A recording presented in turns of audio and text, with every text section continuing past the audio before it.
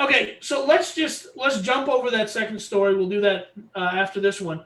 But since we're on the subject, the Uh-huh. guy who's currently in the office, the guy who has his own merch, Make America something something something or other, Okay. he's the first guy who went from being a businessman to jumping right into the Oval Office. What do you think he does now that he's out? I think my guess he acquires One America News and maybe even Newsmax, but he rebrands OAN as Trump Network and he doesn't do anything to Newsmax and he just owns it. That's my guess. So to be clear, your question to me is our current sitting president, Yep. Donald Trump. May he You're live forever.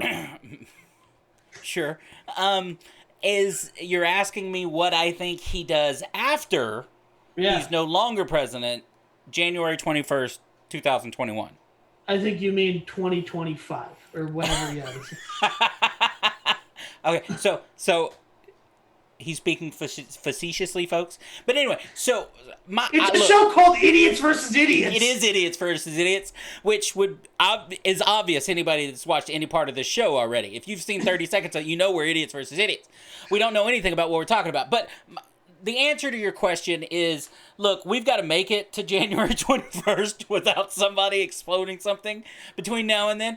But yes, I agree with you wholeheartedly. I think what's going on with his Twitter feed on a daily basis, I think with Rudy Giuliani and all of these hearings, as they keep calling them, which is not a hearing, but hearings, I think it is all a long con. I think it is him doing nothing but grifting his constituency, whoever they may be, mostly poor people, you know what I mean? Mostly uneducated white people, statistically speaking. And he's grifting them to fund what you just said. Whatever his next thing is. Quite frankly, honestly, he doesn't even have to go out and buy OANN or Newsweek. He could just as easily do what Joe Rogan has done, or or any of the other Republican, right? Alex Jones or Rush Limbaugh or Alex Jones isn't a Republican. it doesn't matter. He's a close friend of the president, if you listen to him. The point is he could create his own sit-in Mar-a-Lago, record his daily hour-long, 2-hour-long with people that kiss his ass, and then use OAN and Newsweek, and they would play his crap on repeat. I said Newsmax, not Newsweek. Whatever, completely Newsmax. Different. Okay, but let me just say this: what I will say about this guy when he was running for office, in contrast to the last guy, I actually thought he was funny and entertaining to listen to. I'm not saying anything about his policies or his politics. All I'm saying is this guy was doing stand up. Like, he's going out there, he's doing an hour. He's in his 70s or whatever. I don't know what kind of crank they have this guy on. He does 5 campaign stops in a day, an hour each. There's a famous comedian. He had a special called Libertas. His name's Dave Smith. Yeah. I'm a huge fan of his. And he's like, his special came out maybe like a couple years ago. And he's talking about, he's like, this guy's going, what else when he's on stage. And he goes, this is what stand-ups do when they're writing material. They don't know what they're going to say. And they go, what else to jog their memory? Sure. This guy, I've always said since he won the presidency, there's 2 people, if we have universities in the future, which I hope we don't, there's 2 people that the communication students are going to be studying, Kris Jenner and Donald Trump. I agree with both of those. Kris Jenner took her daughter's illicit sex tape and turned it into a multi-billion-dollar, multi-generational pool of wealth that just gets them paid and paid and paid. Dude, in a way that her husband never got paid for, her ex-husband, for defending OJ. Like the Kardashians? I mean, come on. This is an entire brand built out of... look, but again, yes, you are right. And I think this, when they look back in history, and even the not too distant history, when they're looking back, they're going to, as always, like any previous president, previous economic issues or whatever, they will pick this apart. Now, how will all of this be looked at? And I've seen several news networks out there kind of make this attempt in how are people 10 years from now, 20 years from now, when they're looking at this, how are they going to take this? How are they going to are they going to take it as in you've got a president that is trying to upend the voting system of America? Are they going to take it as in he really was trying to honor what he thought was right? How are they going to write this history book looking back on this, right? And I don't know what the answer to that is, because I look at some of these tweets. Look, I believe that he's a grifter. That's what I believe. But you look at some of these tweets he puts out, and some of these people, and some of these articles, and some of these, right? Some of these people believe. They do. They believe. They really do. So if they believe, is there somebody out there that's going to write that history book that believes as well? That's my question. I think so. Here's what I also think, being political, but I think that the other side, the Obama group had such a fantastic cult of personality, right? And there was a deficit, an emotional deficit on the right, where it was just boring candidate after boring candidate of like milk toast. Like Mitt Romney won't even drink coffee, and he's more boring than watching paint dry. And all deference to John McCain, I actually voted for. There's the first time I ever voted was John McCain. Never voted Republican after that. One of my favorite epic battles of rap history is Romney versus Obama.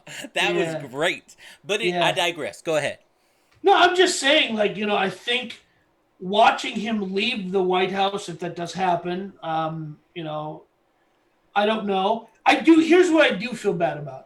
Not bad, but I was like, whether or not I think Trump is a grifter, there is an entire industry of grifting that is built on Donald Trump, right? Well, and will continue to be. I think that I hope they do. There's the Black MAGA crowd. They're fascinating. I don't know if like a Candace Owens type is a grifter or not. I can't really tell. And if she is, God bless. Get paid, sister. Like, I don't care. Well, again, and this is what you and I are here to talk about. This is why it's idiots versus idiots. You're an idiot. I'm an idiot. We're all idiots. This is just my opinion, right? Yeah. Based on, do I know President Trump or anybody in his family personally? No. Have I ever sat down and have a conversation with any of them, which I would love to do, by the way, President Trump, if you're watching this and you want to make a phone call to us, we would love to, put out a little thing here. But my point is I don't know any of these. What do I have as a quasi-informed opinion based on the information I have? And that information says that this guy has been outvoted by 7 million votes in the United States of America, and he is continuing on a daily basis to talk about unprovable things, and that in itself causes damage to those people. Here's what I feel bad about. Here, I disagree. Let me just say this much. I think if you actually believe he's a grifter, let's assume I agree with you. I don't. He is serving the interest of the people he's so-called grifting. I don't think he's grifting them. This is what they want out of the man. He was elected to be this guy. Again, I don't think these people necessarily cared about his politics or anything. Let me tell you what I think. Of course not. I think these people wanted to give the system a massive middle finger. Yes, a kick right in the balls. Exactly. And that's what he is. And what is he supposed to do when he loses his bid for re-election? Continue to kick in the balls. That's the job, though. He wasn't hired for, all the other stuff was ancillary, the policies. Nobody cared. He never talked about that on stage. He never talked about that from the Oval Office. All he did was he was a middle finger to the system. And to the people who think, now that Trump's out of office, if he leaves office, or whatever, that it's going back to normal, you're wrong. You're so wrong. You're doomed. You did not see anybody get out in the street when Mitt Romney lost in 2012. Right. No one cared. Or when Mitt Romney got out in this, no one, I mean, yeah, sure, the Tea Party started up, but there's a bunch of geriatrics. I hung out with some of those people. Yeah. A bunch of geriatrics who were like, maybe the tax shouldn't be 40, it should be 37 and a half. The Tea Party was supposed to be the middle finger, the first middle finger. It didn't work. The problem is those grifting a-holes were the same cronies that they just said, hey, I'm a member of the Tea Party. I am. Yeah. It's me right here. Yeah, I'm the Tea Party. No. So, but I agree with you in that I think the people that he represents, in large part, the Trumpers, not GOPers, not Republicans, but Trumpers are exactly what you said. He represented the people that are tired of the governmental complex not doing the things that they need done that help them or perceive that they help them. And in that, he has been exactly that. He has been a middle finger for 4 years. And now, whether that accomplished anything that they wanted it to accomplish, or whether it actually, in the grand scheme of things, did anything. Oh, by the way, he got one thing through legislature, which was actually marked the lowest.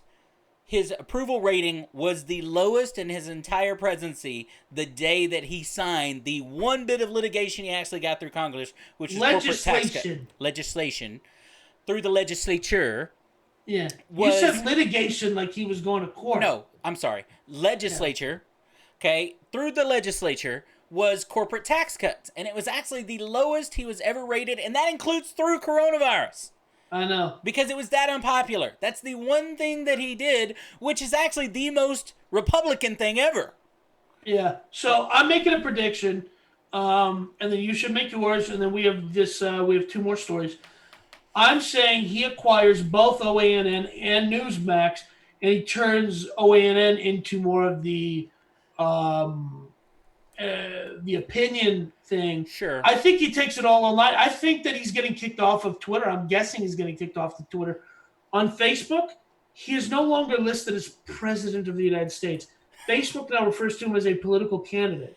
Oh, his whole get rid of Section 230. You heard about that, right? Well, yeah, of course. But Section 230 gives them protection from what people say and stuff. So, but look, I think that's a good guess. If I was willing, I think I also think he's starting a political party, and I think the daughter's going to run it, and I think the son's going to run for office as a third party, and he's going to split the Republicans. I think he has no desire to start a political party. I think he wants the Republican Party. I think he wants that. He wants the Republican Party. He wants it. He doesn't think he needs to create a third party. He wants the GOP. He wants it to be Trumpism, not Republicanism. And that's the way he sees it. Now, I think you've got a good guess, but I think he would be better served to do what I said, which is create his own YouTube channel, his own Joe Rogan show, his own Rush Limbaugh show, or whatever. I don't think he can, because I think part of the reason he is pushing on 230 right now is because he's looking at how do I leave and go where there's an audience. But the point is, he's a headliner.